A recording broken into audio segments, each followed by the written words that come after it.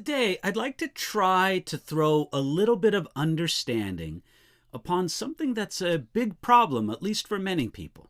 It's the classic question, why did God allow evil?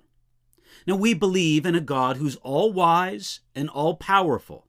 That's the God revealed to us in this book, the Bible. We trust in God's eternal purpose and plan, but we don't always understand it.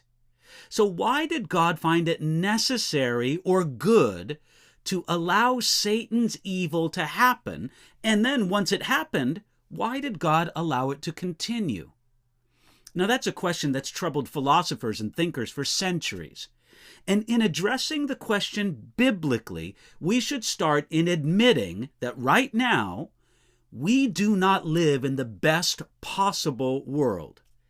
If there was one less act of evil, one less murder, one less rape or robbery, or one less of 1,000 smaller evils, the world would be a better place.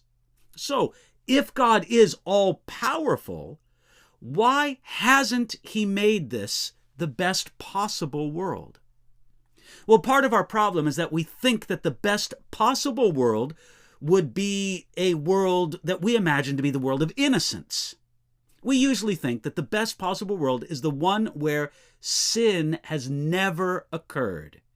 We wish that we could go back in time before Satan fell, before sin was introduced into the universe, back to the time before Adam and Eve sinned, before sin was brought into humanity. We think of the world of innocence, the world that has never known sin, as the ultimate world. However, in God's eyes, it seems that the best possible world is not the world that has never experienced sin and evil, but the world that has been redeemed from sin and evil. In the book of Revelation, we're given a unique insight into the worship which surrounds God's throne. At one point, the 24 elders cry out to God, glorifying Him because of His creative power and majesty. And this is what they say in Revelation chapter 4, verse 11.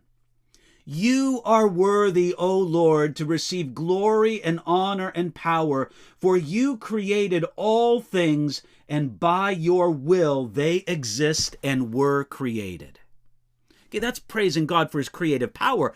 But in a later passage, the elders sing a new song, one that takes the praise of God to what I would say is an even higher level. This is Revelation chapter 5, beginning at verse 9, where we read, and they sang a new song, saying, you are worthy to take the scroll and to open its seals, for you were slain and have redeemed us to God by your blood out of every tribe and tongue and people and nation, and have made us kings and priests to our God, and we shall reign on the earth.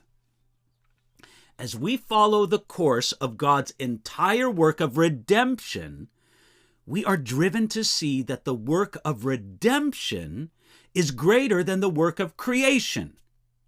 If the innocence of the original creation was most important to God, then He could have made worshiping robots which would declare His praise, but they would not declare that praise from willing, thinking hearts. But for God to have the allegiance of creatures that are more than robots, sin and rebellion must be permitted.